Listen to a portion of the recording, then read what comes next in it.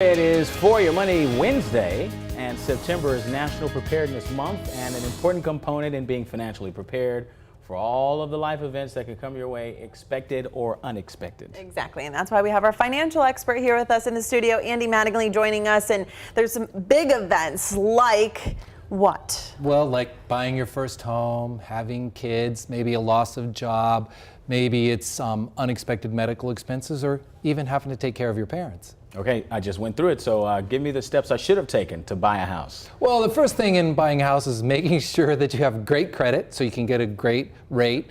Start saving for the down payment, but also have a budget so you really know how much it's going to cost to own a home, because that can be one of the problems, is not understanding all of those expenses. So financial hardships for some of those new homeowners. Well, what happens is they don't realize that it's going to cost more for all of their utilities, and there's annual maintenance, and there's even those repairs that every home needs over the course of a year or two. And if they've stretched to get into the home, then they don't really have any money to take care of all those other things. All right, so then some steps to prepare for having kids. Well, the first one is to have that big discussion about whether it's going to be one income or two incomes if they're both already working, or is it going to be part-time, and kind of figure that out. And then before the child comes, start trying to live on less of a household income, and also kind of prepare for some of those other expenses. Andy, are there any big expenses that new parents tend to miss? Yeah, they don't really realize how much their food and cost of insurance and medical bills are all going to go up, so they're not really prepared for those. And then little things like date night can be twice the cost it used to be, because you have to pay for a babysitter. When you travel, there's additional expenses, so they kind of forget about some of those things. So then what are some ways to prepare for the unexpected events in life? Sure, I mean, a couple of things. One is to try to live within your means